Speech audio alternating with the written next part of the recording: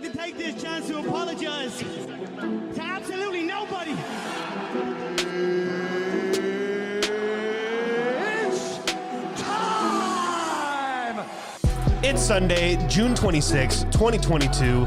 This is the Church of MMA podcast. My name is Tabor Cragen. My name is Mason Knight. This is episode 126, Tsarukyan versus Gamrot recap. After that, we jump to some MMA news, and then we talk about the highly anticipated International Fight Week, UFC 276 preview show. Are you fucking kidding me or what? I'm not kidding you. But before we do all that, Tabor, where do we begin? With our social media accounts, Mason, Twitter, Facebook, Instagram, at the Church of MMA. Guys, if you aren't following us, make sure you go and do it. We are posting funny memes, trying to make you guys laugh. Hit us up. Also, guys, we do have a Patreon. $5 a month gives you exclusive content. And also, we have multiple tiers. $10 a month, you get that same exclusive content, but you also get put in the Church Coin betting competition. You want to bet alongside of us for that beautiful belt right there, you can. Just join the upper tiers. $10 a month also gives you a 10% discount on our Teespring Church merch store. Get yourself a face mask, get yourself a sweatshirt, get yourself a t-shirt. We have a lot of different designs and a lot of cool stuff over there, so check all that out. We also have one more tier of the Patreon, guys. $15 a month gives you a 20% discount on the Teespring and everything else mentioned before. Mason, was there anything else we got to show? I think that's it. Yeah, I think that's it. Yeah, Sweet. I think that's it. Sweet. Good enough. Got it over with quick this week. Usually it's a little bit longer. I am very happy about that because we got a lot to jump into in this episode here. And first and foremost, no fight companion this weekend. Figured we'd save all the mojo for the International Fight Week taking place July 2nd this Saturday. On a scale of 1 to 10, Tabor, how excited are you for that card? Probably a 9. I want to see Israel and Jared really bad. I want to see Volkanovski Holloway really bad. We did have an announcement what Misha Tate fell off that card. Yeah, Tate. That's unfortunate. And it wasn't Tate's fault. I guess Lauren Murphy has some undisclosed injury, but they are pushing that to the Long Island card, which is Yair Rodriguez versus Brian Ortega. So that should be fun. Having that on the card. It is weird though. It's like what the injury obviously is not that bad. Because that Long Island card is like 2 weeks after UFC 276. So must have stubbed your toe or something, stepped on a Lego, never know. Yeah. There's so many different options. But yeah, this card's absolutely incredible, Mason. You guys, we're all talking. We want to go live early for that card, so don't be shocked if the early prelims are on, guys, and we're live on YouTube, so make sure you come check us out here for this next weekend's Fight Companion. It's going to be a lot of fun. Very excited for that. Mason, we had a great UFC Vegas card last night. Let's just hop right into the top, right? Yep. Let's go right into the beginning. The main event of the evening, we had Arman Tsarukyan versus I almost called him Christoph Giagos for some reason. Dude, I'm like still asleep. I'm going to be honest, guys. I'm a little hungover this morning, so if I sound a little under the weather, that's why. Matsut's Gamrot. The disrespect by me. Dude, this was incredible. Yeah, that's a really good fight. Cardio was absolutely off the chain for both of these men because, like, the scrambles, the transitions, the shots, the pace they were putting on each other, like, I was thoroughly entertained from start to finish. And I'm going to be honest, like, a lot of those rounds, I was like, those were very hard rounds for me to judge. I would say that I think the judges probably got the right decision. I did feel like Gamrot especially won the 4th and 5th. First 3, they're so close, man. Like, yeah. I don't think either of these men lose any stock in that. No. I mean, they were both 11 and 12 in this division. And not only that, but this fight, as you brought up, was absolutely incredible. These guys were going back and forth, and I totally agree with you. It was really hard to score for me. Like, I watched this whole fight, and I was thinking, damn, dude, I think it might be 2-2 going into the 5th, and I thought Gamrot did enough in that 5th round to win it. All 3 judges had the same scorecard, 48-47 for Gamrot, unanimous decision. So I liked it. Yeah, I thought it was a great main event and lived up to the hype. And neither one of these guys' stock, drop, in my opinion. I think Tsarukyan's an awesome fighter. I think he did lose that fight, but it was extremely close, man. You still got to give him a top 15 guy. And you saw the devastation on his face, too, when the judges read the scorecards. He was like, are you shitting me? He thought for sure he had that in the bag. Well, it's so hard in this lightweight division just to crack the top 15, and then when you lose to a top 15 or a top 10, I guess they were 11 and 12, so top 15, it could be huge and detrimental to your career. And yeah, you could absolutely see the devastation on his face. But I think Tsarukyan's a wonderful fighter, and I'd still like to see him fight. Maybe the loser of that Brad Riddell fight against Jalen Turner this weekend. That's a really good matchup. Dan Hooker too has been on a bit of a skid. Oh, let's not do that to Dan. I know. But Tsarukyan's a savage, dude. But let's talk about Gamrot. He did get the victory. Yes. How impressive is Gamrot's ground game? Because coming into this fight last week, neither of us were saying Gamrot was going to have the advantage on the ground, but he absolutely did in this fight. And it's incredible to say because Tsarukyan, that's his bread and butter. That's what we all know him for. But Tsarukyan was outstriking Gamrot in a lot of those exchanges. It was just total 180 role reversal there, in my opinion, because I was saying last week, Gamrot's going to have the striking advantage, Tsarukyan's going to have the grappling advantage, and it was the absolute opposite of that. Well, I think both these guys are kind of dark horses in this division where no one really even talks about them. But, I mean, let's get something straight here. Mateusz Gamrot is now 21-1 in his mixed martial arts professional career. I mean, that is extremely hard to do. This is Tsarukyan's, this is only his third loss in his professional career. He is now sitting at 18-3. Both these guys are top-notch, top-dog fighters. And I agree with you. Like, I think that was very surprising to see just how good Gamrot was and how well-rounded he looked in that octagon, especially going 5 hard rounds. I was really blown away with the cardio from both these guys. So, again, a really good main event, and I'm excited for both their futures. As far as Gamrot's concerned, again, it's really hard to crack that top 10. After getting a defeat over number 11, you kind of got to give him a top 10. You do have that Faizeev fight coming up very soon. I forget who is Faizeev fighting? RDA, yes. Yeah. So you could do the loser of that. Yeah, obviously, Gamrot's not going to get a McGregor or a Ferguson, probably not. Though I'd like to see that Gamrot versus Ferguson. I think Gamrot would smoke Ferguson, unfortunately. But again, it's like Tony's still in the top 10. He's got to fight. He's got to fight some of these savages. You know what a great fight is, though, for Tony Ferguson, not to get too off the rails here, but I like to see Dan Hooker, Tony Ferguson. Absolutely. I absolutely agree with that because both those men need wins. You also have Michael Chandler there. Like, is Michael Chandler going to get the Conor McGregor fight at 170? That's obviously what he wants. It's what he's calling out. If people are speculating whether that happens or not, it'd almost be a damn shame because there's so much news going on with like Nate Diaz going on right now. Like he only got one fight left in his on his contract, and they're kind of just like slow playing him for some reason. Yeah. If we don't get a Conor McGregor Nate Diaz 3, it'd be a damn shame in my opinion. So that leaves Michael Chandler open. I wouldn't mind seeing Gamrot Chandler. I wouldn't mind seeing Gamrot called out Justin Gaethje. I mean, yeah, number 3 in the world. Does Gamrot really deserve that? Probably not. No, but Justin Gaethje should fight down. I mean, should it be a top 5 matchup? Probably. Give another guy a chance. Like, sure. Maybe like Justin Gaethje, Islam, if they didn't want to just give Islam the shot. Yeah.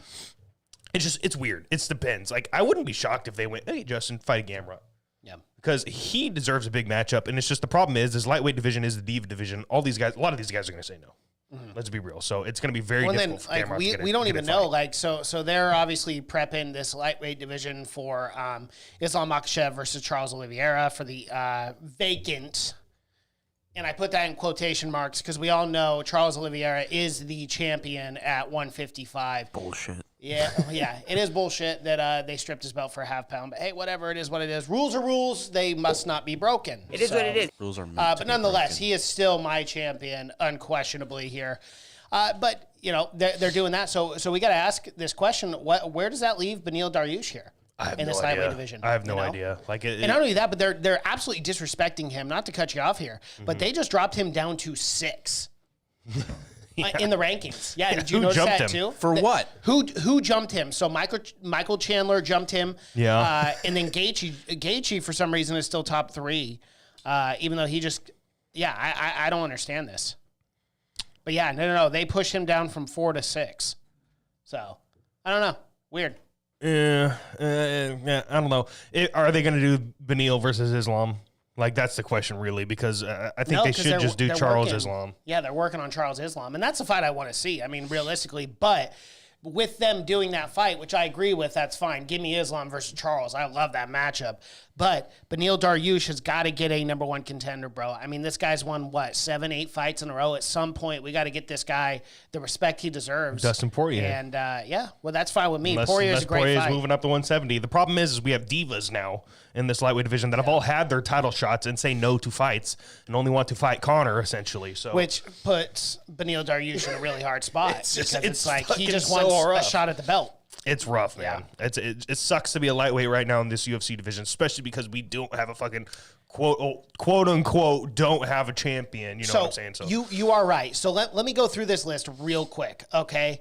Dustin, title shot. Justin, Gaethje, title shot already. Chandler, title shot already. All of those guys want to fight Conor. You know they do. And maybe every not single so much Dustin because he already has twice, but you know he would take that trilogy if they paid him well for it. And if every single one of those guys got offered a Gamrot, that hey, Gamrot, he's the guy we need to move. We need fresh blood in the division. Fight this guy. Let's see if he's a top 5 guy. Every single one of them say no. Absolutely. He needs to work his way up. He needs to take a better fight, and then maybe I'll fight him. It's like, dude, you're that fight. Yeah. What are you talking about? It's ridiculous. Well, then I really think the only 2 guys in this top 10 who are willing to take on is probably RDA and Rafael Fiziev, but they're fighting each other. And exactly. You know and what I'm saying? The winner of that fight is going to go, I ain't fighting Gamrot. He's got to fight someone else to deserve me. And it's like, guys, this doesn't make any fucking sense anymore. I do agree. This is the diva division. This lightweight division is so hard because you have a mega superstar that everyone wants to fight. So they're all like sitting out being like, I'm not taking this fight because I want to fight Conor. And it's like, bro, Conor's just, again, I just wish Conor would like just retire. Just fuck off. Just please, for the betterment of the sport, and again, here's the thing: like Conor has done so much for the sport, man. He has brought so many eyeballs, and like, dude, he's a legend because of it, unquestionably. And I'm not here to just troll Conor because he has done so much for the sport, and I respect it. But at some point, like, I want to see these top guys just fight for belts. You know, fight for championship, fight for legacy. And, like, all they want to do, it seems like, in this lightweight division right now, at least in the top 5 or 6, is just fight Conor. Outside of, like, Islam, who obviously wants to fight for the belt. Charles just wants to fight for the belt. But it's like everyone's got to have Conor's name in their mouth constantly. And it's just like, let's just get this division rolling, you know? But again, everyone's got their title shots, and they've lost those title shots. So, like, they don't care. They just want the money fight, which I get, too. And I don't think there's like a villain in this situation. It just sucks. Yeah. I think Conor is good for the sport. He just needs to get out of the lightweight division. He's bad for the lightweight division. Go fuck off and set 170. Exactly. Just go to fight welterweight. Nate Diaz. That's fine with me. Go fight Colby. You got big fights you can make at 170. And that's Jorge Masvidal. Yes, go up to 170, Conor. Because honestly, like I like to watch Conor McGregor fight. Like, again, superstar. It's a big event. There's a very like electric feeling when Conor's on a card, you know, headlining a pay-per-view event. Like, it's a big deal. Go up to 170. You got great matchups. You got the Diaz trilogy, which will probably never come to fruition, unfortunately. But you also have Jorge Masvidal for the BMF belt. Did you see Jorge Masvidal came out and said he would put the BMF belt on the line if Conor McGregor signed the contract? I like that matchup, dude. I love it. I think it's fun. What do you guys think about, like, it seems apparent that we're not going to see Diaz versus McGregor 3 or anything like that. Yeah.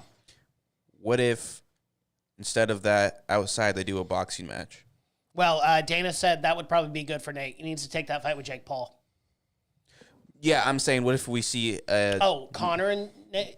As a boxing match, we start seeing boxing matches with these guys because they would make way more money than they would in the UFC. Yeah, Do we think that's possible or no? I just don't want to see it, if I'm being honest. I just don't want to see a boxing matchup between those two. I want to see the trilogy worked out in the octagon, you know? There's something about mixed martial arts that I just like so much more than boxing. I do enjoy watching boxing occasionally, especially, you know, Tyson Fury, maybe one of the greatest heavyweights to ever live. Like, it's been fun watching all his fights, but I'm just an MMA guy at heart, dude. I like MMA way more than boxing. Absolutely.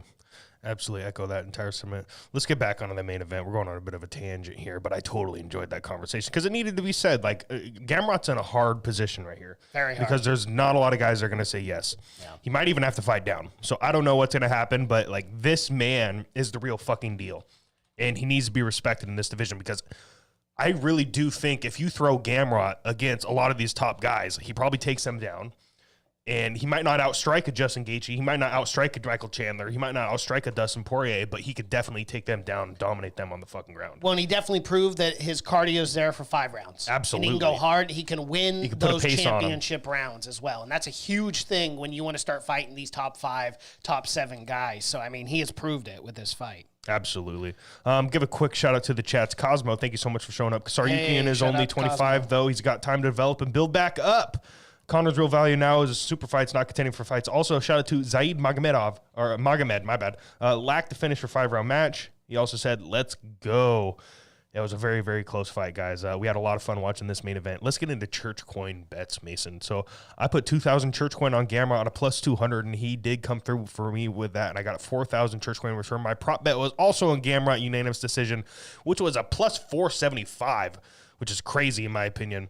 250 church coin on that, and I got 1,187. Yeah, that was a good prop bet this week, Tabor. A really good one. I mean, you hit on that. That was nice. For me, I put 1,000 church coin on Gamrot. Got a return to 2,000 at a plus 200 underdog. And then I hedged a little bit, put 100 on a Tsarukyan sub. Didn't see much of that. Did lose that. So. All right, let's move on to the co-main event of the evening. We have Neil Magny and Shavkat Rakhmonov. This man, Shavkat, here is just scary. Yeah. Scary individual. We all know how good Neil Magny is. We all know how good his ground game is. We all know how good his striking is. We all know how tall and lengthy he is, how well he is fighting from the outside, how good his jiu-jitsu is, how good his submission game is. But Shavkat completely shut every single thing down that man tried to do. We said it last week.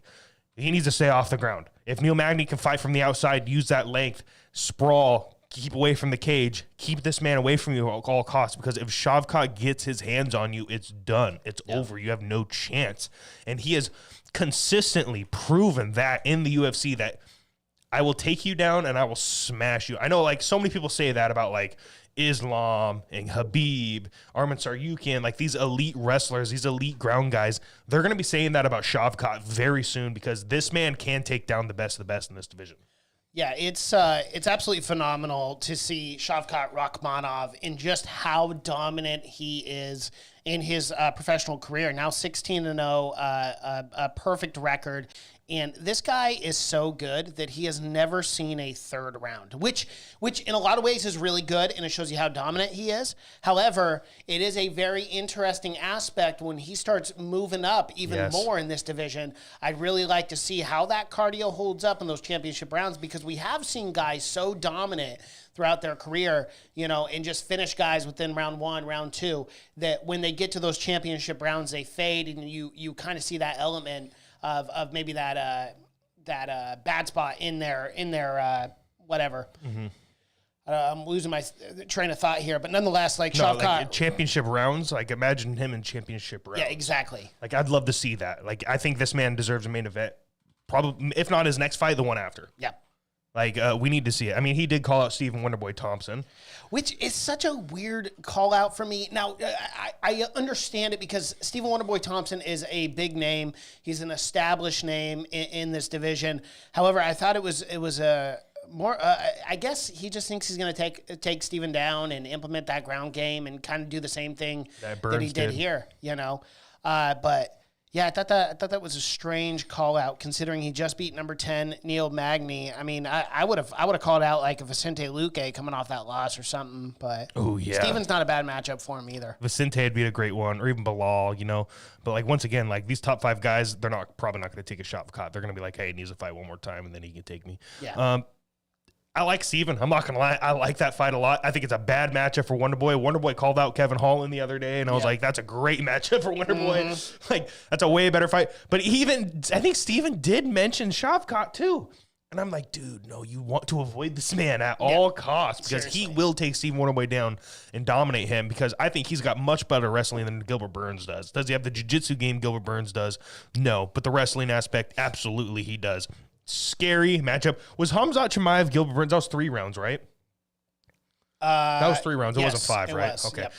And like we saw the pace that those men put on each other. I agree with you 100%. I need to see what Shavkat looks like in 4 and 5. Yeah. I want to see him fight in a main event before we start talking about throwing him number 1 contender fights, before we start talking about getting him big top 5 matchups.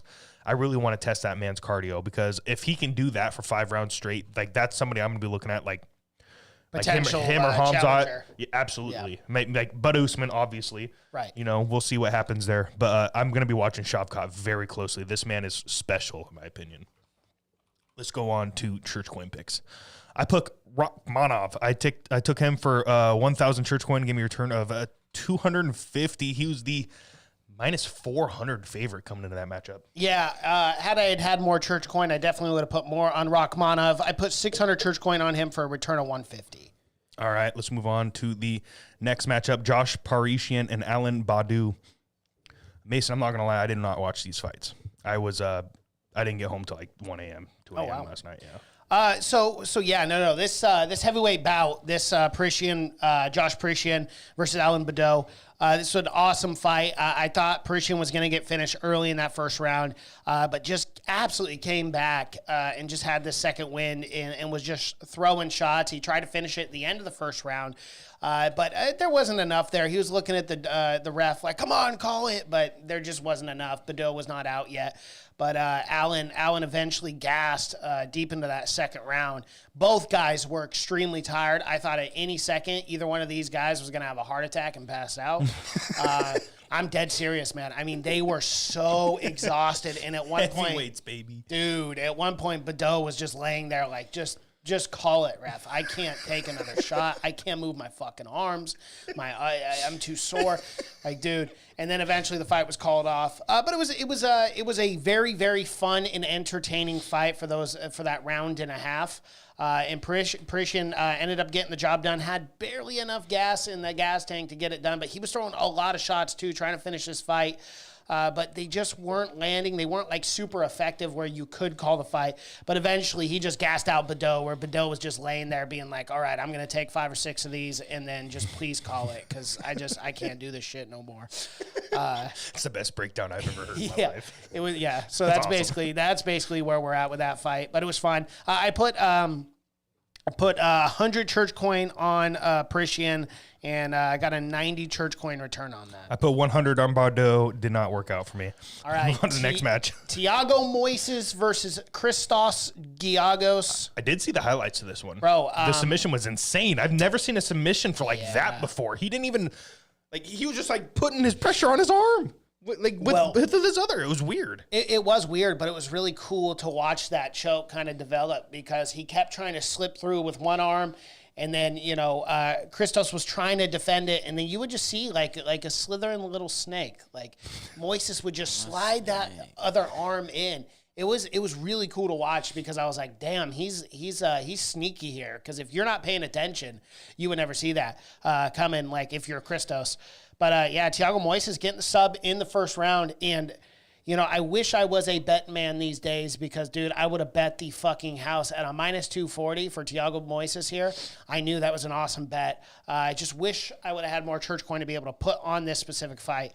But nonetheless, Moises got the job done with that rear naked choke in the first round. I put 1,200 church coin on Moises, got a return of 500 church coin. I put 500 on Moises, got a return of 208 church coin. Cosmo, we see your chats. We're going to read all of those when we're done doing a recap. We're almost done, my guy. All right. Move on to Nate Menez versus Umar Nurmagomedov. All right, I can only imagine how this went. Absolute domination by Nurmagomedov. This was not even close. It's almost disrespectful. I don't even have to watch the fight. I know what happened. 30-25 on one judge's scorecard, a 30-26 on another judge's scorecard, and 30-27. Dude, damn. This was an absolute rape. Grape. Grape. Grapes. I'm going to have to mute that one. Yeah, you're going to have to. I'll censor that. It should not have been sanctioned, this fight.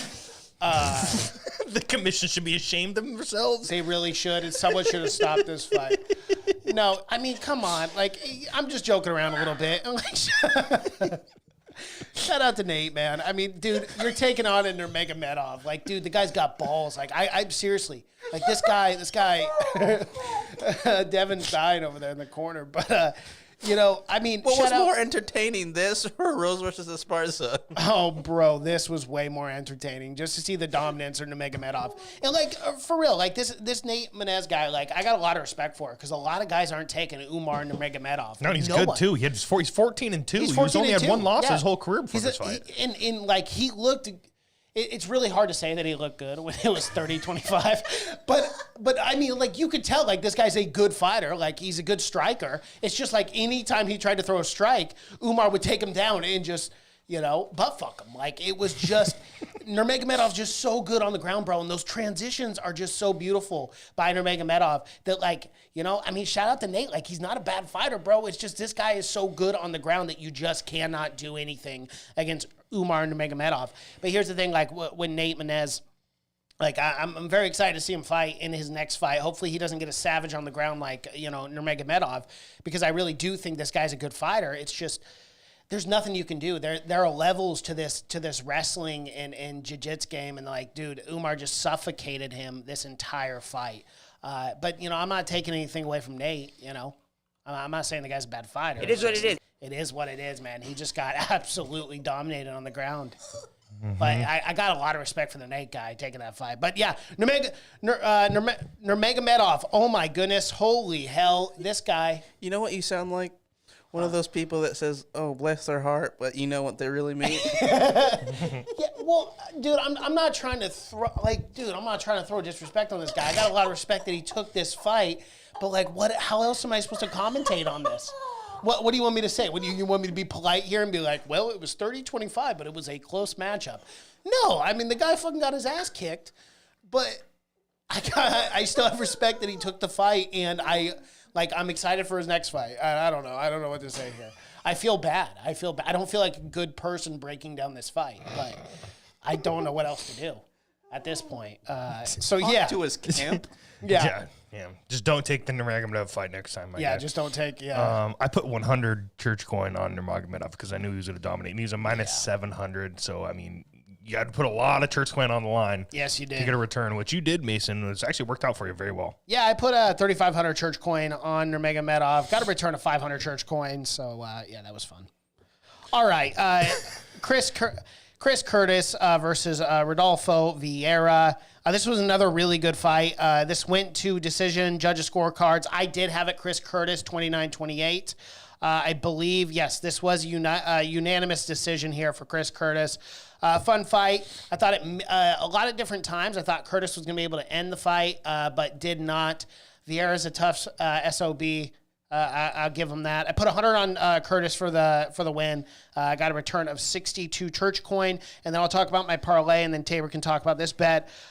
So for my parlay this week, which I did hit, it was Rachmanov, Moises, and Nurmagomedov, all three heavy favorites. So I had to lay a lot of church coin on this because they were all heavy favorites. I put 3,000 church coin on it. Got a return of 3,071 church coin. All right. I also put 250 on Vieira. Did not work out for me, but I did also hit my parlay. Nurmagomedov, Rachmanov, Moises, and Gamrot, 1,000 church coin. And putting Gamrot in there at a plus 200 really helped my odds there.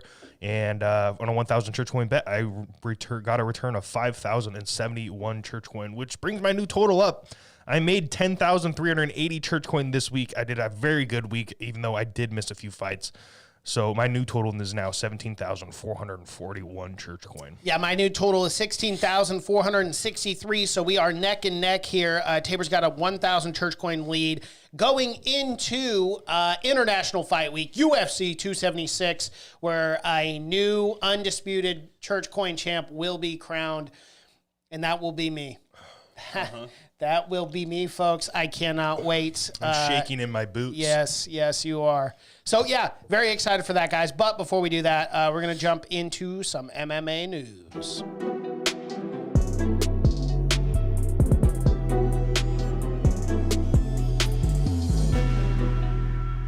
Once again, guys, another fire week in MMA news. Just kidding. There's not jack shit. Guys, please start beating your wives or causing drama or something because this is bullshit. Do not do that. JK, I do not support that. Absolutely John Jones not. just comes out. In It's like, I got your capacity. back. Do not do that. Okay, that was a bad joke. I'm sorry. So, Let's First- just yeah, not, first not, pick. let's go to the Carla stuff because we all know this is the best matchup of all time. Carla Esparza, Rose Namajunas 2 is in the works, guys. It's happening. No, I'm joking. It's not. Carla is injured though, so now we have a need for an interim title. Apparently, Terrific. that's what they're saying. Okay, so do an interim title and then Tony Ferguson her and get her the hell off the belt because did she even win it to begin with? Now, in all seriousness, and I'm just joking, I'm still a little heated about that fight because it just wasn't good. I really do want to see an interim belt. I really do because then I'll actually have some level of excitement again for the strawweight division. It's really a tough situation for Carla to be in because it's like she did win the belt. She won on the judges' scorecards, and she is the undisputed strawweight champion. So I will put respect on that. But when you unfortunately have such a boring performance with her and Rose, and then you're injured, and we don't know how long this injury is going to take place, you kind of have to do an interim belt, right?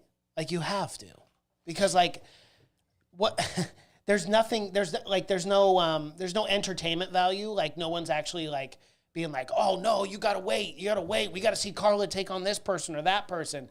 No one really cares, right? So let's do an interim belt. Let's make it exciting again. You could do Zhang versus anyone. Dern, I guess Dern's calling out Zhang for an interim belt. Marina Rodriguez. I mean, you got all these different fights that you could do that would be a lot better than this one. So I'm fine with it. Yeah, they're saying Dern versus Zhang, or at least that's what Dern's calling for on Twitter. She wants to fight Zhang for the belt, but like, excuse me, bitch, like, didn't you lose to Marina Rodriguez, my guy? Like, if anyone deserves it, it's her. And you do like her and Rose or her and Zhang. It's that. It's like that's it. That's yeah, I mean, you could do Weili versus Rodriguez. I'm fine with that, and then go Rose Dern. I think that I like that a lot actually because I would love to see Rose test her jiu-jitsu against Mackenzie Dern. Yeah. Because one of those two are the best jiu-jitsu practitioners in the division. I'd love to find out who. Yeah. Well, and then you go Jan Zanon versus Jessica Andrade. That would be a fun fight, dude. Those two would be throwing back and forth. I mean, this division is one of my favorite divisions in the UFC, and that's why I'm just let's throw an interim champ. Let's make things interesting here, and then whenever Carla's healthy, she can fight for the belt, and it's just I respect it, and like it's great. Like she's champion, and like she has worked hard, and it's really cool to see that. Like, what was she was champ like what 9-10 years ago, and now she's champ again. Like that's a really cool story, and like you got to respect it. But at the same time, I'm just like I love this strawweight division. It just really sucks when none of the fights are entertaining from the champ. So hopefully we can get an entertaining fight. I feel bad saying that, but I don't know. I don't know how else to put it. It's your truth, man. It's all good. Yeah, but I'm also trying to keep a level of respect here because I don't like just like trolling just to troll, but fuck, dude. I kind of do. It's pretty funny sometimes. Not really. All right. I mean, I guess we could talk about this. Move on to other MMA news. Cowboy Cerrone finally got a matchup. He will be fighting on this weekend's card against Jim Miller. So this is interesting because I don't know if you guys remember me saying this a couple weeks ago, but I was like, if this Lazone fight pulls out, why not just throw in Jim Miller? Jim Miller versus Cowboy. And everyone was like, oh, yeah, that's a good idea. Well, now it's happening, and I love it. I love Jim Miller versus Donald Cowboy Cerrone. I think this is the perfect matchup. This is another one of those legacy fights for Cowboy Cerrone to kind of ride off into the sunset on his horse while, he's fighting terror on the prairie. So it's cool, man. I like it. This is a great matchup. I'm really excited for this. I really like both fighters. Jim Miller is still winning in the UFC at 543 years old, which is awesome. I know, isn't that crazy? So disrespectful. No, it's really not because like Jim Miller's a fucking savage, bro. He's been in the game so long and he's still beating really good fighters who are like 25, 26 years old. It's actually a sign of endearment because like, bro, like the guy deserves to be there. Jim Miller still deserves, at his age, with how much time he's had in that octagon,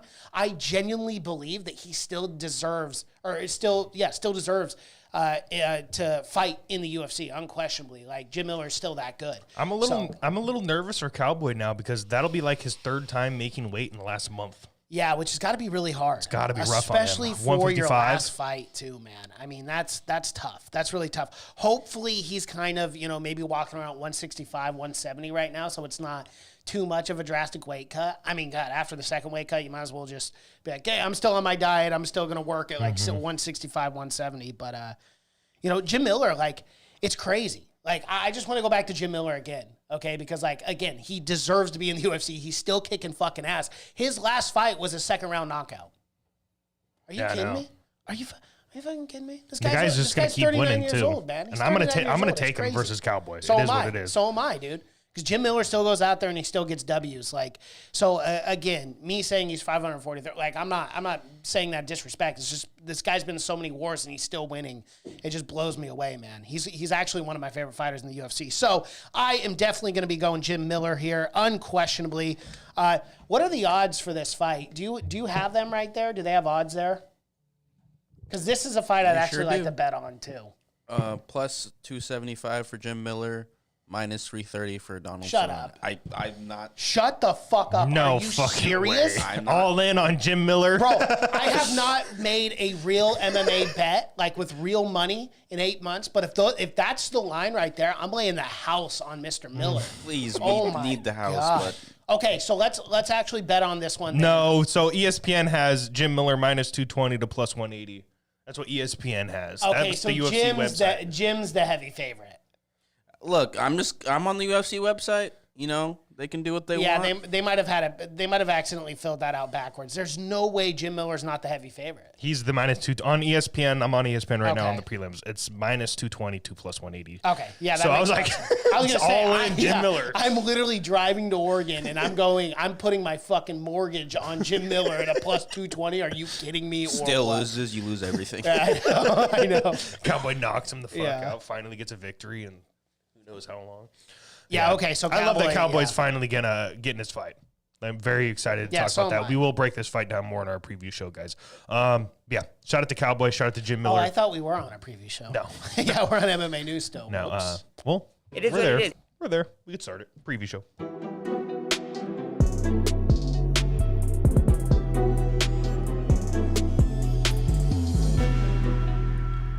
So before we move on to picks and lines and all that stuff, I want to give another shout out to the chat.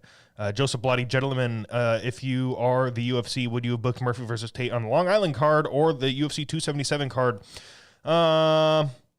Long Island, I don't know what's underneath that. There was probably nothing. They probably needed big fights anyways. That'll be a big co-main event for that Yair Rodriguez versus Brian Ortega fight. So I like that the UFC put him there. But you also make a lot of sense if you want to stack 277 and make it worth the $60 after this absolutely ridiculous international fight week we're about to break down. It would make a lot of sense to put it there too. So really it's a coin flip. It doesn't really matter where it went. It's good there. Cosmo also said, bless their heart, LMAO. I hear Devin cracking up over there. And Joseph also asked, gentlemen, should Vieira move up to light heavyweight? His gas tank sucks at middleweight. I don't know, man. I don't really care, to be honest. He could just do whatever he wants. All in on Jim, says Cosmo. Yeah, for sure. All right. Preview show. As always, we start at the top, guys. Main event of the evening. Israel Adesanya versus Jared Cannonier for the middleweight championship of the world. Yes. International Fight Week. Are you kidding me? So let's start here with the lines. Yep. We have Israel coming in at a minus 360 to a plus 280 Jared Cannonier. I'm going to say this right now. At a minus 360, I like that a lot for Izzy. I think that's a great line, guys. I know it's, 3-1 essentially. You're going to have to put some cheddar down, but... Yeah, closer to 4-1. I mean, in reality, Israel is so good... I wouldn't be shocked if he was a minus 400, minus 500. A minus 360 for Israel doesn't seem that bad of a value. I want to shout out to Sean real quick. He says, do you guys post somewhere if there will be a fight companion or not during an event? You want to just that? So go to our Twitter and Instagram. Mainly here, to be honest. Go to our community page here and follow us there also on YouTube. We usually announce during the show, too. We will be doing a fight companion. Yeah, we're definitely doing a fight companion. International Fight Week. We're going to be here super early. We even like to do the early prelims for this bad boy. So we might it'll be start an at all-day 3. event. Yeah. We might literally start all at 3. day, 3 to 11 essentially. So we'll be here hanging out with everyone all day. It's just worth it. I mean, if you look at this card from top to bottom, I mean, goodness gracious, it's insane. We're gonna get through all of it for sure. But yeah, the card's awesome. All right. So, yes, I mean, line-wise, do you agree with this line, Mason? Israel is a big favorite, 360, 2 plus 280. I really do. And I think one of the glaring things, like Jared Cannonier definitely deserves to be here. He's beaten some top guys in this middleweight division, unquestionably, on the road to the belt. Deserves it, you know. However, there's one glaring thing on his resume that you know, just two years ago, you know, he lost to Robert Whitaker. And, you know, Israel Adesanya has defeated Robert twice now.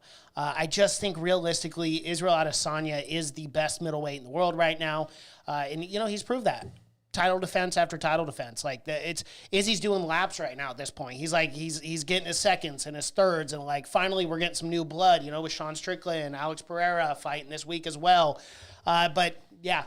I think this line is very fair for Izzy being the heavy favorite here. Can Cannonier catch him and knock him out? Sure, but you got to catch him. And Israel he moves so well. He's a wonderful counter striker. It's going to be a tough go for Jared Cannonier to get the victory here. And I already know the narrative. A lot of people are going to be saying, "Oh, if Jared makes it a war, Izzy's done." You know, look at the Kelvin Gastelum fight. But, like, guys, that happened once in Izzy's entire fucking career. Right. And then look at what he has done since then. The evolution he has done since then. Like, right. He doesn't have to. Israel's probably never going to fight a fight like that ever again. So many people try to get Israel into that mode, go to war, be the lion, just show your heart. Israel hasn't had to do that since. He's made the adjustments to where he is just so good from the outside. He doesn't need to get into firefights, and people can't get inside on him anymore. I think Jared's going to have to take Izzy down, and we just saw an Olympic-level wrestler with Whitaker fail to do so multiple times. Well, not only that, but, you know, you bring up the Gastelum fight and be like, oh, you got to bring it like a war, but everyone forgets, what was the next fight after Gastelum? Whitaker. And what did Whitaker try to do in that first matchup? Try to make it a war, and he got knocked out. Because Israel Adesanya adapts and evolves and becomes a better fighter. He is the last style bender. Are you kidding me or what? This guy is one of the best pound for pound in the UFC right now. And he's just defending his belt at will. Like, it doesn't matter who it is, what matchup there is. Israel Adesanya gets the job done and does it in very decisive ways. So for me, it's all day Israel Adesanya here. I think he defeats Jared Cannonier. I think it's a very easy and safe bet, and one that will be in my parlay as well. No disrespect to Jared Cannonier. He can win this fight. I don't want to sit here and be like, no, he's got no shot. Because he does. Like, Jared Cannonier's got a lot of power. He's put out a lot of guys. But realistically, that is the only way I see Jared Cannonier winning this fight. I do not see him winning the fight on the ground. I do not see him outpointing him over 5 rounds. And I do not see him submitting Israel Adesanya. I think the only road to victory here is through a clean KO by Jared Cannonier. So for me, taking those odds, I'm going to look at Israel Adesanya and see all the different ways he can win and go, okay, Izzy's the more likely guy right now to win this fight. That is why I'm going with Israel Adesanya. But, you know, again, a fight is a fight is a fight. Jared Cannonier can win this fight, but there's only one road to victory, in my opinion. So for that reason and that reason alone, I am going Israel Adesanya. I'm putting 360 church coin on Israel, and then Izzy will also be in my parlay I'll talk about later. So essentially, Jared Cannonier is going to have to be a one-trick pony. He needs to get the knockout victory. Like, is that like his only chance? That's my personal opinion, yes. Because I don't see him out wrestling. For one, I don't even see him taking down Israel Adesanya. No. 2, I don't see him keeping Israel Adesanya on the ground. 3, I don't see him submitting Israel Adesanya. I don't see him out striking him. And I don't see him out pointing Israel over a 5-round fight. Yeah. So literally his only road to victory is through a KO, which he can do. He's got a puncher's chance for sure. But, dude, like, when you stack up everything and just how good Israel Adesanya is, there's no way in hell I could go and pick Jared Cannonier in this fight. Mm-hmm. And again, no disrespect to Cannonier. He can get it done, but I'm not going with him. Israel Adesanya all day long. It's an easy bet for me. If Israel wins, sorry to cut you off, Tabor. No, you're fine. If he wins and continues to win in this division, do you see him taking another shot at... Light heavyweight against Yuri? No. No. Yuri's a He's different.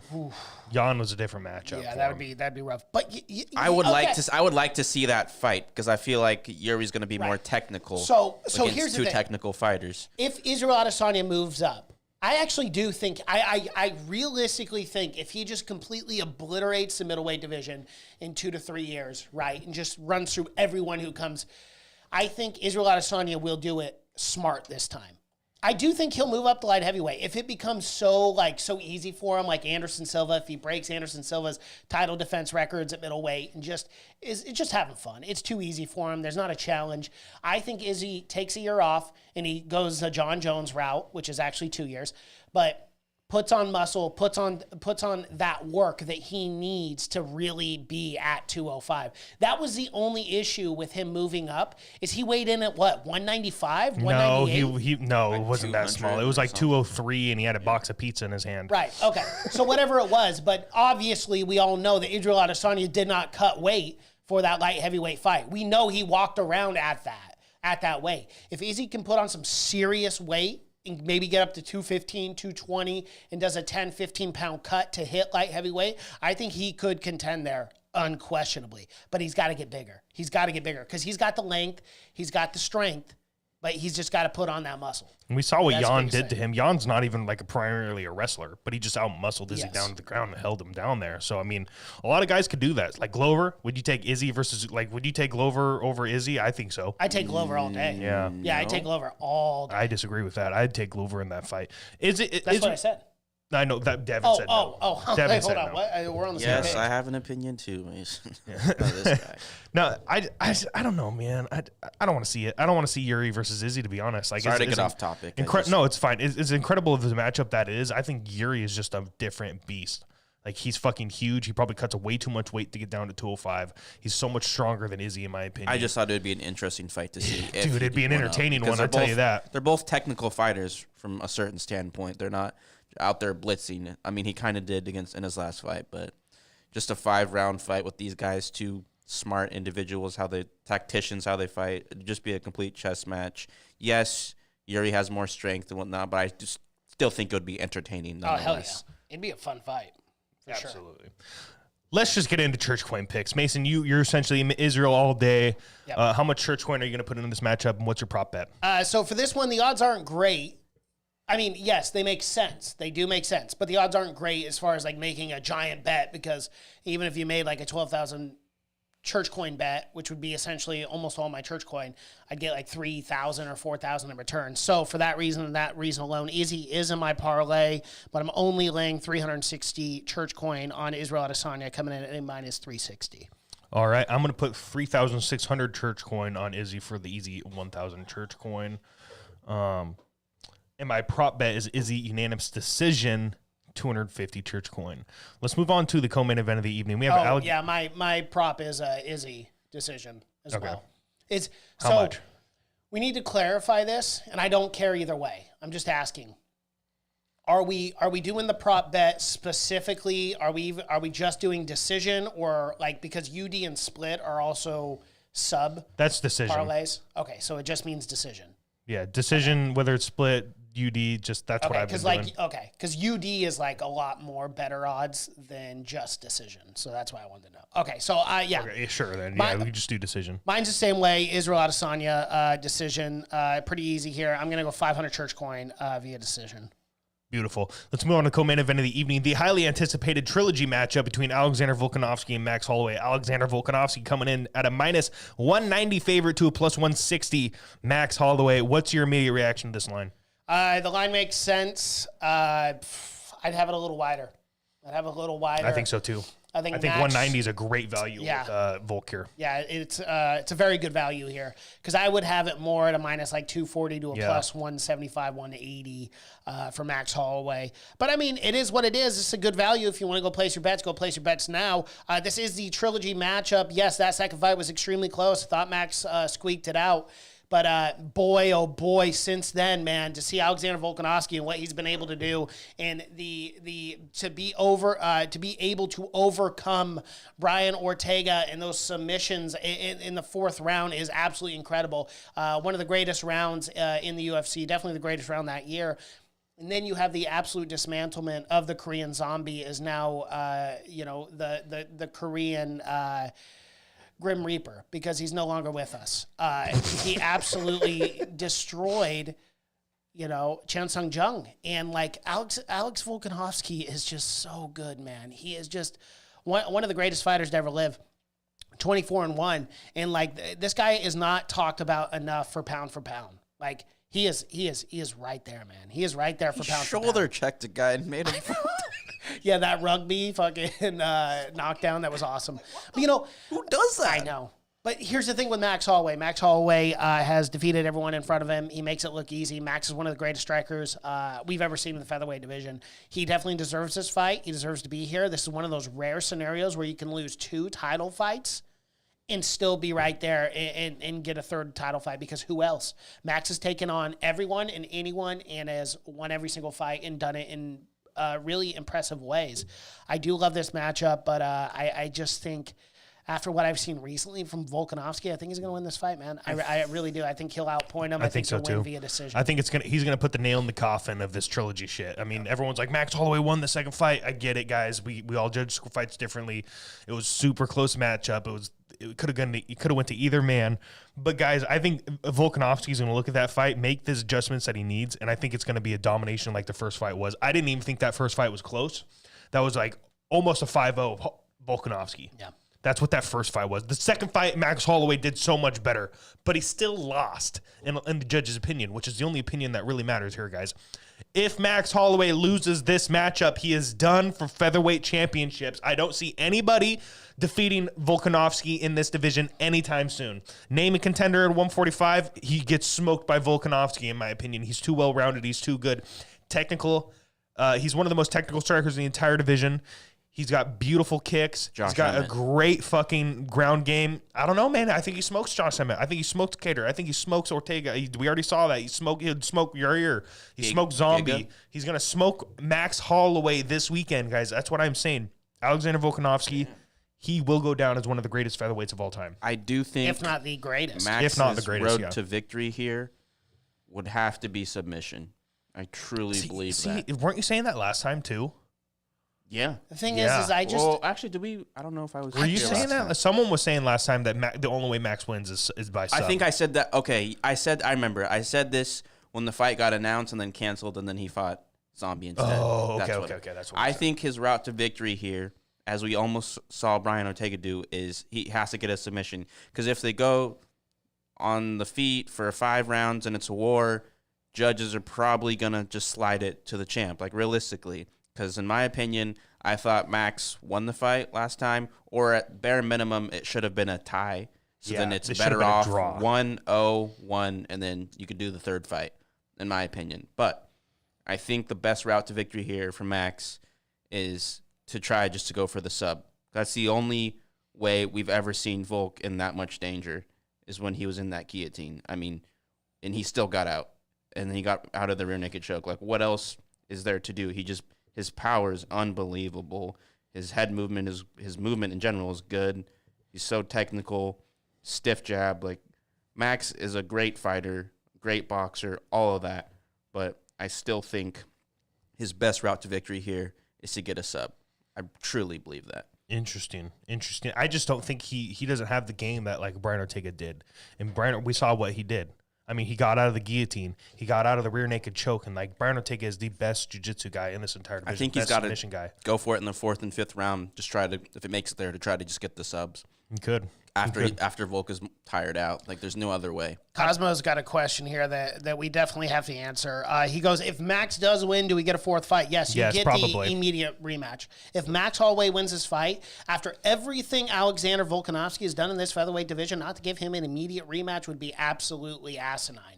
You have to give him a rematch. If Max wins, we get a rematch. Seen the UFC be asinine before? Yeah. Sure, we have, but not. I mean, dude, this guy is in debate I'm with pound you, brother. for pound right now. I'm with you. Him and Usman, pound for pound right now, number 1. Maybe, the UFC wants to see a little mix and match there because Volk's just been dominant as shit. Yeah, I don't know, because like here's the thing. You could have 2 fights already. You have the 3rd fight, Max wins. Let's just say, hypothetically, you do that 4th fight right away. If Max wins again, you got a fucking trilogy, dude. You can go back to back to back, and every single one of those is going to be huge. I mean, if Max can even the score and win 2 fights, The trilogy. Just keep fighting. I don't think so, dude. I do. I think if Max wins this fight, they'll definitely do I don't think they rematch. would do 5. 4. I would. it. I'll give you 4. If Max wins this fight, why not do the rematch with Volk to see? But a 5, Bro, okay, I don't know, man. Hold on. Let me Figgy throw my Moreno theory are on the going to case here. 5. Exactly my point. So we have literally seen, if it wasn't for the injury, we could have seen them fight 3 consecutive times for the belt. At this point, if Max can win and then he wins again, I really think the UFC would do it a 5th time. I really do. 2-2, how the fuck do you not do it? Now, know. what I will say though, is one caveat where I do agree with you to a certain extent, is you can't have Volk lose and then lose again. You wouldn't get that immediate 5th shot. But if Max held the belt and Alexander got 1 or 2 wins, hypothetically, I think you would get that 5th fight eventually, but it wouldn't happen right away. Because, I mean, Volk couldn't lose 2 fights in a row and then get a shot again for the 3rd time. Yeah, I don't know. I think that's a bit of a stretch, but it is what it is. Let's get into Church Coin picks. I don't want to be super disrespectful. I pretty much said I think Volkanovski's going to win. I don't think it's going to be easy for him though. I think Max Holloway has everything he can do. He really just needed to make a few small adjustments in that second fight, and he would have won decisively, in my opinion. But Volkanovski is so smart. He has such a high fight IQ. Is he going to let it be that close again with Max? I don't know. Max needs to make it dirty. If he makes it dirty, makes it into a war line is close. I love the value at a -190 for Volkanovski. I am going to take Volkanovski in this fight. I'm going to put 6,000 Church Coin on him for the victory here at a -190. I think that's a great value there. All right. Yeah. No. For me, I'm leaning the same way. I just think Volkanovski is going to get it done at a -190. I'm going to lay 1,900 Church Coin on Volkanovski for the win. All right, let's move on to the next fight for the evening. We have Sean Strickland at a +100 to a -120 Alex Burr. This is insane, in my opinion. Whoops. How is Sean Strickland an even money fight against Alex Pereira, a man who's only had 6 fights in his entire UFC career? This will be his first ranked matchup, and it's against Sean Strickland, who worked his way up to be a top 5 guy. This is absolutely insane, in my opinion. I get it. They're trying to push Alex Pereira. He knocked out Izzy twice in kickboxing, but this isn't kickboxing, my guy. This is MMA. It's different. I don't think we need to be catapulting this man into a title shot right away just because he's a name, just because you could show that highlight of him knocking out Israel twice. It just doesn't make sense. What to do me. you have? Did you get your ESPN? Is that where you got your? This is ESPN, yeah. UFC has it -105 for Yeah, Strickland. they and always change it, -115. but I mean, we get the basic idea. We just go off the ESPN one for Church Coin bets, but if it's a little bit different, I mean, the lines always fluctuate, so it's not a big deal. But we do appreciate the attention to detail there, Devin. Yeah, no. I love this matchup. Sounds so insincere, but continue. No. I'm being serious, actually. But no, Sean Strickland versus Alex Pereira, and I totally agree. I mean, they really are trying to catapult this guy, but Sean Strickland is absolutely no joke. He is, obviously, he's a real deal. We've seen it time and time again. He's beaten really impressive guys, Jack Hermanson, Uriah Hall. It's just, I don't understand why they're pushing Alex so much outside of the fact that, okay, yeah, he knocked out Israel Adesanya in a kickboxing match, 10 years ago or whatever the hell it was. I think this is so easy for me to bet on here. I really like Sean Strickland in this fight. This guy has been known to go 5 rounds, no problem. He's got the cardio. He's got the gas tank. I haven't seen a lot from Alex Pereira as far as can he go deep into those the championship rounds, 4-5 territory. I think for even money, man, I think this is absolutely insane. I'm unquestionably going Sean Strickland here, and I'm laying 7,000 Church Coin on Sean Strickland for the win here, going all out on Strickland. All right. I am also going to take Sean Strickland in this matchup. I do think he's going to be too much for Alex. If Alex is piecing him up on the feet, which we all expect him to do because he has such a high-level kickboxing experience, Sean can take him down. He has great jiu-jitsu. He's got fantastic jiu-jitsu, actually. He's just such a basic boxer, and he's so good with his basic boxing skills, and that's no disrespect. His fundamentals are beautiful. They're perfect. That's all he ever uses. That's all he needs to use. He fights behind that jab. He's got a great straight. He uses those fundamentals to his advantage. So if those fundamentals are failing him against Alex Pereira on the feet, I wouldn't be shocked if Sean went for the takedown, took him down, and probably got a submission victory. He's a Brazilian Jiu-Jitsu black belt. He's got some of the best Jiu-Jitsu we've seen in a long time. He just never uses it. He doesn't have to. And he's a crazy motherfucker. He talks a lot of shit. I'm very excited for this matchup. I'm also taking Sean Strickland at plus 100. I'm going to put 5,000 church coin on Sean Strickland for the win. All right. Let's move on to next fight. We have Pedro Munoz coming in at plus 110 to a minus 260. Sugar Sean O'Malley. Sean O'Malley is finally getting tested with a massive matchup here against Pedro Munoz. First things first, Mason, how do you like this line? I got to be honest here. The line makes sense to me. The line makes sense to me. Mm-hmm. You know, I think Pedro Munoz is a great fighter, but, you know, at times I can see him getting a little wild in some of his matchups and not just staying centered and just focusing. Sorry, it's Ken.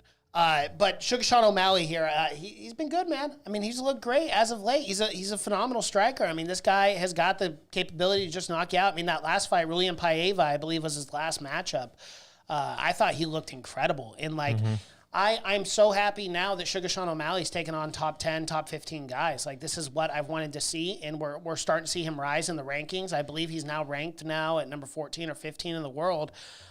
This is a huge matchup and a huge test. But I do think Sugar Sean O'Malley has got the capability to win, and I do like the line here. I do think he is the heavy favorite coming into this matchup. Yeah, I'm going to be honest. I think his striking skills are just too clean. He's too fast. He's got great length. He knows how to fight from the outside. He can make it dirty too. And he's got good clinch work. He can stay away from you. And he's got great jiu-jitsu. We just haven't seen it because he's so good at staying on the feet and keeping this into a scrap. He's a very entertaining fighter, guys. Don't be shocked if he knocks Pedro Munoz out. I'm just going to say that right now. I think he's going to be better on the feet. Pedros is going to have to make it dirty. If Pedros can get inside and avoid the length of Sugar, it's going to be very difficult to do. Sugar's got fantastic footwork. He's got great kicks. He can switch his stances so well and throw those different types of kicks. He has so many weapons at his disposal that he's so good at utilizing his long legs that he keeps people at distance. He keeps them right in range where they can't hit them, but he's easily hitting them. So I'm very excited for this matchup. I really want to see Sugar Sean O'Malley tested, but will he get tested in this fight? I don't know. Pedro Munoz, with all due respect to him, I just don't know if he's going to be able to keep away from those kicks and keep away from the distance. So I don't know. I'm feeling Sugar Sean O'Malley in this fight as much as I don't want to lay a lot of church coin on him because he's a minus 260. I just think he's going to get the victory. So I will put church coin on him. I'm going to throw 500 church coin on Sugar Sean O'Malley. Well, and not only that, but I think Pedro Munoz, you know, is historically struggled a little bit with those lengthier individuals, those lengthier fighters. I mean, this guy, you know, he's 5'5". His inch reach is 65 inches. Whereas you have Sugar Sean O'Malley, he's 5'9", and his reach advantage is over 7 inches. He's at 72 right now. I mean, that distance control is going to be huge for Sugar Sean O'Malley to really implement those calculated combinations and strikes. I think this is Sugar Sean O'Malley all day here. I don't want to say easy work because Pedro is a great fighter and he can catch him, but I don't see Pedro winning this fight, man. I think it's going to be really difficult for him. He's going to have to catch him, but you know, as of late, I have not seen Pedro Munoz, you know, finish a fight. It's been a few years since he's even finished a fight, and I don't see him outpoint Sugar Sean O'Malley. Therefore, I like O'Malley in this matchup. I'm going to lay 1,000 church coin on O'Malley for the win. All right. We'll break down these last two fights. I'm like really late for a family breakfast, so I'm going to run through these ones real quick if you guys don't mind. Brad Riddell, Jalen Turner to plus 105 to a minus 125. I like Brad Riddell a lot in this fight. I'm not going to lie. I think he's a much better striker than Jalen Turner. But once again, like we just said in the last matchup, Jalen Turner's got a lot of length. He's very, very tall for this lightweight division. So if Brad Riddell can get inside and make it dirty, he's got great jiu-jitsu too. He's got fantastic kickboxing. I just think Brad Riddell is the more well-rounded fighter here. That is why I'm going to take him. He's at plus 105 to minus 125, Jalen Turner. I'm actually shocked by that. I would have figured Brad Riddell would be the favorite. But maybe Vegas and others, bettors are taking in that length and that reach from Jalen Turner. But I'm going to take Riddell in this fight. I'm going to put 250 church coin on him. Okay, yeah, no. For me, I obviously think Brad Riddell's a great fighter. He did come up short against Rafael Fiziev, but that's a very hard fight. Did get a decision victory, though, over Drew Dober, which is a very hard matchup. But I really like Jalen Turner, man. I mean, this guy can beat you. He can knock you the fuck out like he did Jamie Malarkey, or he can submit you like he has in his other last 2 fights. I forget who those were against, but submitted him no problem. One in the first round, one in the third round. I mean, this guy can beat you anywhere. He's such a well-rounded fighter. I love the odds here to an even money matchup, essentially, coming in at a plus 105 to a 120. Those are great odds. Either way, you shake this one out. But I really like Turner in this matchup. I'm going to go ahead and lay, 500 church coin on Turner for the win. All right, let's move on to the next matchup. We have Robbie Lawler and Brian Barberena. Robbie Lawler coming in at minus 125, 2 plus 105. Brian Barberena, just a banger, bro. They're going to go in there. They're going to bang, and I can't fucking wait to watch it. Yeah. I don't know who's going to win. I'm just going to be thoroughly entertained from start to finish. I'm leaning Lawler. I'm not going to lie. I think the man still got it. Mm-hmm. Like, he hasn't fought in a very long time. I think this is his first fight in how many years now? 2? No, he fought Nick Diaz, remember? Oh, yeah, that's right. Fuck, I forgot about that fight. He fought Diaz. He beat the shit out of Nick Diaz, too. Yeah. He looked great in that matchup. It looked like Robbie Lawler shouldn't have been fighting Nick Diaz. That's how good Robbie Lawler was. Nick Diaz should not have been in the octagon. I'm gonna be honest. It was a good legacy fight, but in hindsight is 2020. Absolutely. Mm-hmm. That was a rough one to watch for Nick. Yeah, so I do like Robbie Lawler in this matchup, but Brian Barberena is young. He's got a fantastic chin. He's got great hands, too. So would I be shocked if he put Robbie out? I don't know. I don't know if this goes the distance.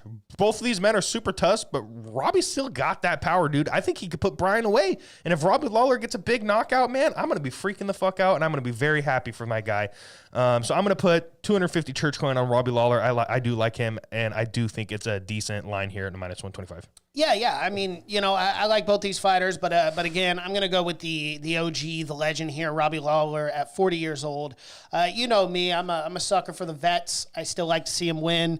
So go ahead and give me 100 church coin on Robbie Lawler for the victory. All right, parlay time. I'm going to do a 4-fight parlay this weekend. I am taking Izzy Volksugar and Sean Strickland, and I'm going to put the absolute rest of my church coin that I have on this parlay. I have not added all that up, but I think it's going to be around 4,000 church coin on that 4-fight parlay. Alrighty. Yeah, for me, my parlay, and this one is locked in. You guys can take it to the bank right here. We got Jalen Turner coming in at even money, essentially. Minus 125 is going to be really good odds here in this 4-fight parlay. You got Sean Strickland as well coming in at even money. This is going to be huge if I hit it. Israel Adesanya, heavy favorite, and then Volk coming in a minus 190 favorite. I'm putting 5,000 church coin on this parlay. Lock this one in, guys. Take it to the bank. But before we wrap up this podcast, this is such a huge card that we have to do quick picks real quick. So I'm just going to go through the names. You tell me who you think is going to win. Ready? Ian Gary versus Gabe Green. Gary. Jim Miller versus Donald Cowboy Cerrone. Miller. This is easy. Yep. Okay. So I got. Let's be honest. I agree. Uriah Hall versus Andre Muniz. Ooh, fuck. I got Uriah Hall. I don't know. Muniz. All right. Jessica I versus Macy Barber. Macy Barber. Brad Tavares versus Duplessis. Fuck, That's Duplessis. a tough one. That's Yeah, a tough one. I think Duplessis, too. yeah, he's just too good. And then the last one, Jessica Rose Clark versus Julia Stoliarenko. Jessica Rose Clark, because I could say her name. All right. Well, there it is. Those are the quick picks from the Church of MMA. I would have to agree with most of them. Quick make that a new segment. We should. Quick picks? We should. Yeah, Just like every that. card we For- don't pick for church coin, just do quick picks. Quick picks for like early prelims and prelims. like Because that. we watch the whole cards anyway, so we Yeah. might as well just do quick picks. You're welcome for another great idea. Great idea. Shout out to every single person in the chat. I really do appreciate the fuck out of each and every single one of you. Is there any that we did not talk about real quick? Cosmo, once he got knocked out, he knocked out Izzy once and won the other time by a controversial decision. Oh, okay. I thought he knocked him out twice. I think the 4th fight should be an infinite rounds, just fights until there's a stoppage. I agree, Talking Cosmo. about, talking about For Holloway that 4th Volk. fight, yeah, for sure. Why not? Why not? Just do it in the streets. Let's do it there. Yeah. Guys, as always, go join our Patreon. $5 a month gives you exclusive content. $10 a month gives you a 10% discount on the Teespring Church merch. Go get yourself a t-shirt, a sweatshirt, so many other designs on so many other different materials down there. Guys, there's a lot of cool stuff there. Check it out. Also, $15 a month gives you a 20% discount on the Teespring Church. And also, those upper tiers get you into the Church Coin competition. This is the last week of our Church Coin competition. Who will be the new Church Coin champion? Will I defend my belt and become a 2-time Church Coin champion in a row? I guess it'd be like 3-time Church Coin champion. Or was this my 3rd time? No, this would be No, this would be your first offense. It'd be my first offense. Yeah. Okay. First yeah. offense, So whatever. Or will it be Mason, and he will be essentially the 3-time church coin champion? Or dude, you should be betting alongside of us, Devin. It'd be a lot of fun. I know you should be. Honestly. No, I have to stay unbiased. That's all. It is what it is. It is what it is. Anyways, it's a lot of fun, guys. So we will be starting a new series after UFC 276. Also, guys, we will be live this Saturday, UFC 276 Fight Companion. We will be live early. We'll be in studio early. We'll be an all-day thing. We might have to take a break or two, or someone's going to have to go take a shit and not come back for 20 minutes because their back hurts. That's me, so I'm sorry. I can't do these long ones. But either way, it will be a lot of fun. Casting couch? Sorry, we could do a couch. We could bring in a couch here. No, we could do it out there on the couch. Just set it all up out there. That'd be more comfortable. Yeah, it would be actually.